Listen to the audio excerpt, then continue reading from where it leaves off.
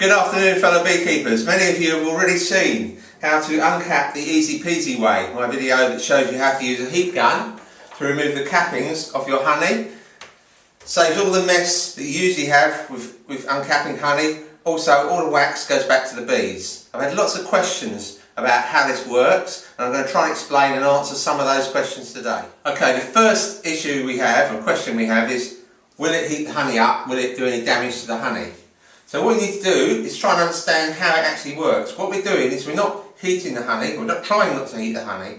When the honey is capped by the bees, there's normally a small air gap underneath the capping.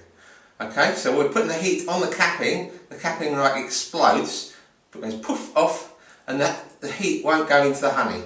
That's the basic. So the question is, does this method work with all types of honey that's been capped by the bees? And what I've found over the years is no, that's not right.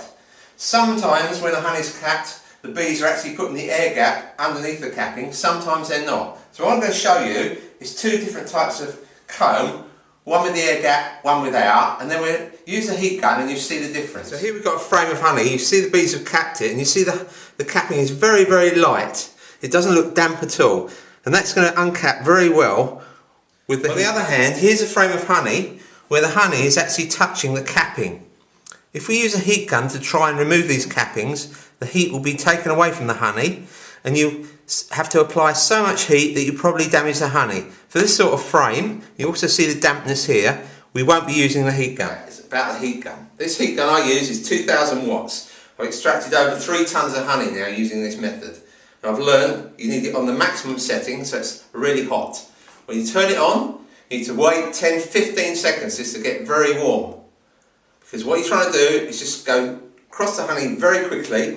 If you have it on a low setting or low power, you'll be spending a long time across the honey. There's more heat going into the honey, which is the next important thing is how to use the heat gun. Start at the bottom, work across, and that's the job done. There's no need to heat the comb.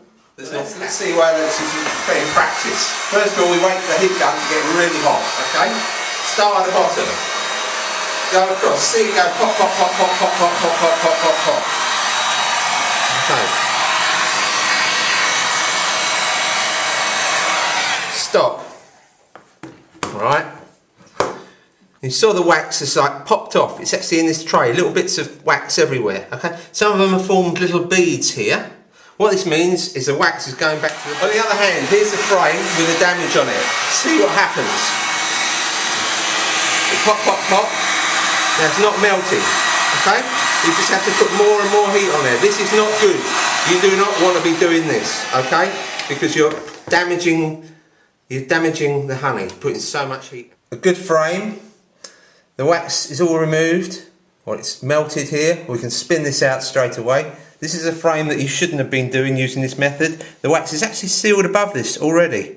Okay, so this is not going to extract too much heat gone into this. Okay, well I hope this method is good for you. It certainly saves me loads and loads of times, loads and loads of mess, and I hope it makes your beekeeping more enjoyable. Extraction has always been the worst thing about beekeeping. Now it can be made easy for you. Thank you very much for watching.